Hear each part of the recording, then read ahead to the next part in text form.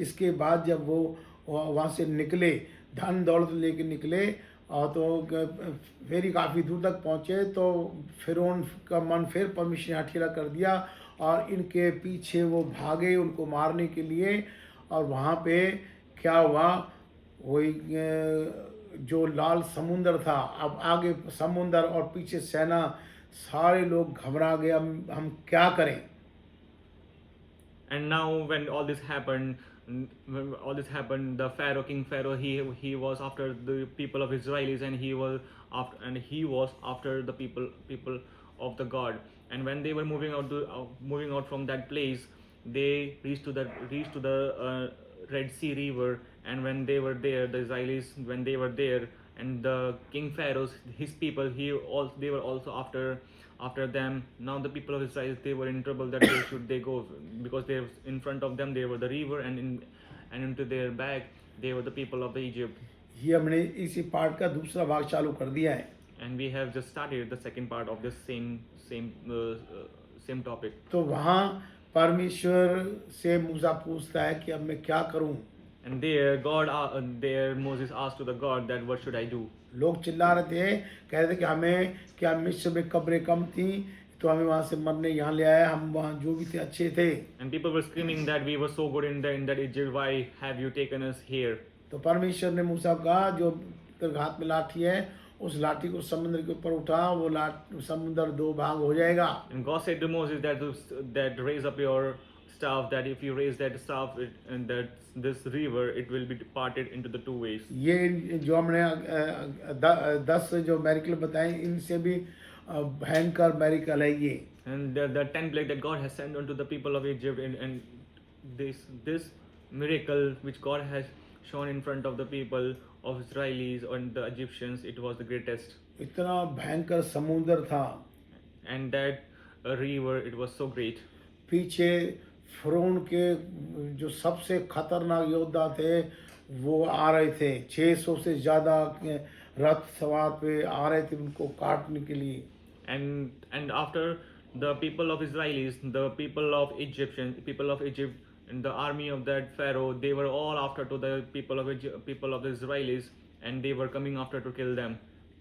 अब लोग चिल्लाने लगे कि हम कहाँ जाएं। Now people started to scream, where should we go? तो मूसा ने कहा कि चुपचाप देखते रहो कि परमेश्वर का अद्भुत कार्य, परमेश्वर तुम्हारे लिए लड़ेगा। And Moses has said that you must see all these things with your eyes, and you should not scream that the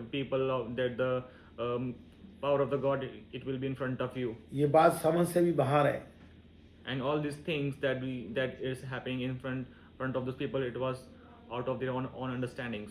जब मूसा ने वो लाठी समुद्र के ऊपर उठाई, When that Moses, he has raised that staff in the air, तो वो समुद्र बीच में से दो भाग हो गया, इतना शानदार रास्ता बन गया कि वहाँ से आराम से ये लोग निकलने लगे। and that river, it parted into two ways, so it was so easy that the people of Israelis, they could move on to that ground which were under the sea. तो परमेश्वर ने दोनों के बीच में ऐसा कर दिया कि वो इन तक नहीं पहुंच पाए, और वो भाग रहे, उनको नहीं समझ आ रहा क्या हो रहा है, पर ऐसा कर दिया कि वो इनके तक नहीं पहुंच पाए, ये सभी समुद्र में घुसते चले गए। And God has made this thing that the people of Israelis, they were moving onto the ground, and also the people of the Egypt, they were also taking charge after them. And when all this thing was happening, the people of Egypt, they were in between of the river, in between of the sea. मूसा कह चुका था इजराइलियों को कि आज के बाद इन मिस्रियों को तुम फिर से ना देख पाओगे। And Moses has already said that to the people of Israelis, and he said that from today onwards you wouldn't be able to see the Pharaoh and the Egyptians. जो राजा फिरौन और उसके बड़े बड़े महारथी योद्धा थे, सब के सब 600 से ज़्यादा थे, ये सभी रथों पे, घोड़सवार पे, बड़े बड़े औजारों के साथ पीछे आ रहे थे। And all this army of the Egyptians, they were coming after the people of Israelis. तो जैसे ये पूरी सेना समुद्र में घुस गई, तो परमेश्वर ने फिरौन की सेना को भी अंदर आने दिया, आ जाओ। And just like the people of Israel, when they were moving through that way, and the God led the people of Egyptians to lead them from the same path. पर वो दोनों आपस में मिल नहीं पा रहे थे, क्योंकि परमेश्वर बीच में था। and they could not meet to each other because there was the God who was in between of them. ये लोग निकले जा रहे थे, ये लोग घोड़ों रथों पे आ रहे थे, And they were going all over, and they were also onto the chariots. हालांकि इनकी स्पीड तेज थी पर उनके नहीं पहुंच पाते क्योंकि बीच में परमेश्वर था. Although their speed was so fast and so furious that, but still they couldn't reach to the people of Israel because there was the God in between them. इनके रथों के टायर भी निकलने लगे तो उनको पता लग गया कि परमेश्वर इजरायलियों के साथ खड़ा होकर हमारे साथ लड़ रहा है. And also the tires of that chariots, it started to move out, but still they were after them, but they couldn't reach to the people of Israelis because there was the God in between of them. अब वो ये युद्ध छोड़ के भागना चाहते थे. Now they wanted to run away from that fight. फिर परमेश्वर ने क्या किया, इजरायलियों को पूरा निकाल दिया और फिर समुद्र को दोबारा बहा दिया और ये सभी समुद्र में समा गए और इनके जो शरीर थे, इनके लाशें थी, वो समुद्र के किनारे मरी हुई पड़ी हुई सबको दिखी. And what happened next was that the God has made the people of Israel to move away from that path, and they have completely crossed the river. Now the people of the Egypt, they were stuck in between of that river, and when the God saw that the people of Israel, they have completely crossed the river, now God has made the river completely as it was before, and He made it. When he did it, the people of Egyptians, they were in between of that river, and they were all drowning, and their dead bodies and corpses were around the river banks.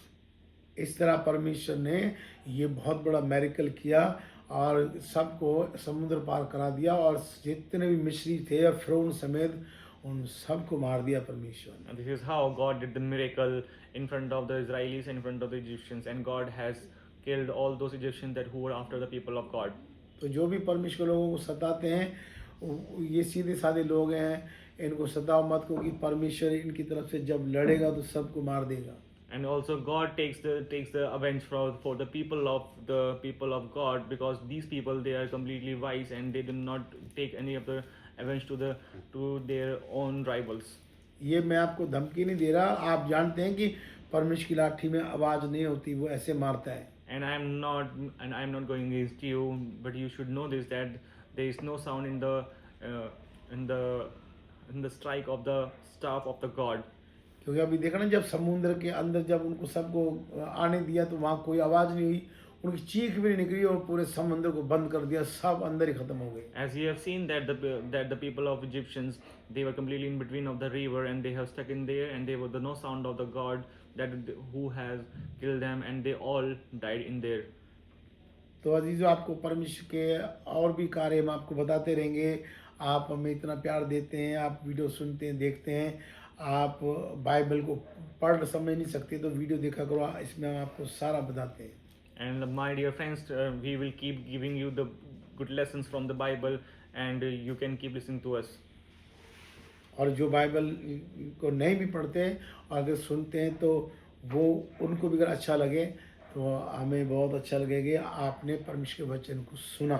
And the people who also do not read but they listen to us, we would like it so much that you are listening to us. अगले video में दोबारा आपको जल्दी मिलेंगे. Praise the Lord. And we will see you in the next video. Praise the Lord.